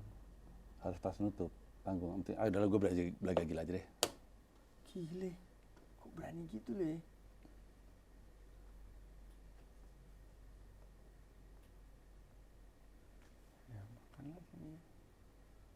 Lah kan gue, oh ya oke. Gue termasuk kalau di antara tamu-tamu lu nih, payah nggak sih gue punya permainan nih? Enggak juga. Ini pas ini tayang, pasti semua orang bilang Panji goblok banget mainnya gitu. Pasti gitu. Nggak mungkin lah, lu kan jago bro. Enggak. Skak. Wih. Lari dulu lah ya. Berapa menit guys? 1:33.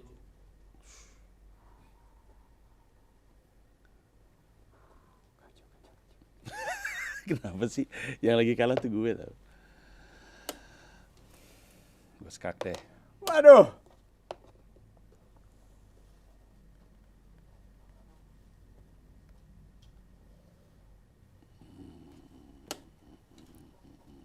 Lama loh kita ngomong ngaco ini. Ini sebenarnya nggak kemana-mana sih. Nggak kemana-mana beneran deh. Gue cuman wishful thinking. Gue resign aja. Congratulations. Oh thank you bro. Yeah. Great. Ini pasti gue menang atau lu mau bikin gue senang? Enggak, ini nggak kemana-mana. Gue pasti kalah sih. Nggak kemana. Jadi gue karena gue dengar durasinya dan gue punya pertanyaan terakhir dan mungkin jawaban lu nggak panjang. Apa itu?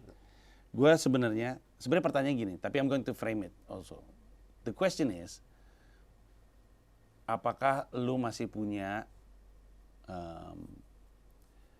keinginan untuk berpolitik mengingat Bang Sandi, mengingat bahwa I feel like di politik tuh berdiri sendiri tuh lu banyak kalahnya Bang.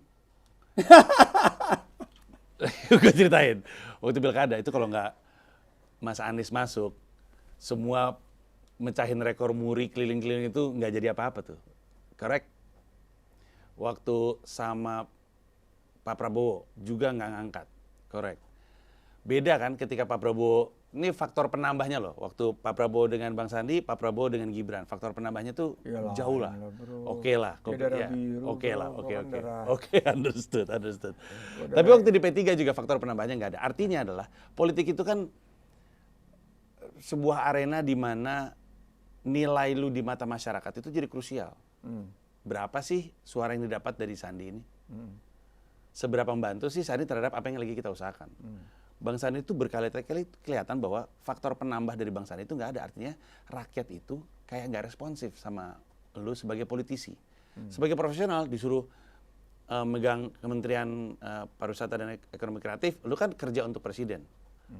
Rakyat nggak punya kuasa lah gitu, itu presiden tunjuk.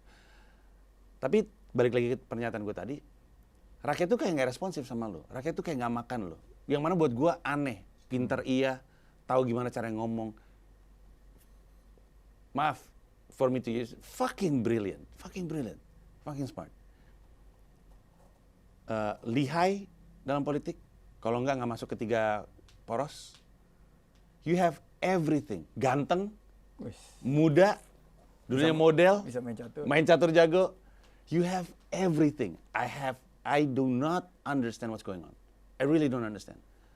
For whatever reason, orang tuh nggak makan Sandiaga Uno. Balik lagi ke pertanyaannya, politically, what do you have in mind? Well, first of all, that's politics. Dan gua nggak ada penyesalan sedikit pun juga, karena gua masuk ke sini itu gua nggak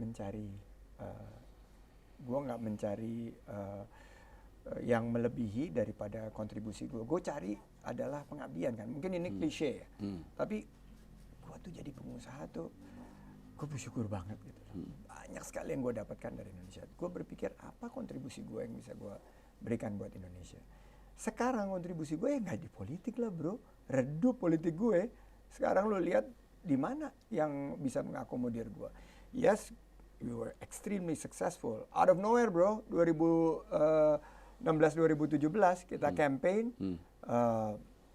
Gue merasa ada kontribusi gue di sana. 2019 terlepas dari hasilnya, kontribusi gue itu adalah bagaimana kita bisa jembatani a unity government.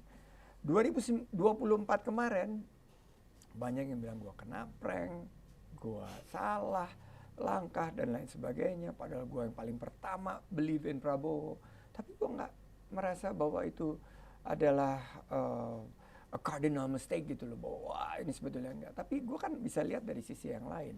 Bahwa ini jalan yang di atas untuk gua berkontribusi mungkin bukan dari jalur politik dalam pembangunan negeri ya. Nah, apakah akan ada panggilan lagi dari yang lain sebagainya? You never know. Buat gua sekarang udah ada di posisi ini, gua punya kontribusi bisa kita arahkan melalui pembangunan usaha gua dan alhamdulillah gua udah mulai lagi nih berbisnis nih 6 bulan nih. Nah, ada 1-2 yang udah mulai gua kerjakan udah mulai berbuah gitu loh. Mungkin ini kontribusi gue dari sektor swasta, dari dunia usaha gitu loh. Is it the end of the politics? You never know. Karena per hari ini, ya jangankan gue mau nentuin langkah politik berikutnya, ekonomi juga lagi gelap gitu loh.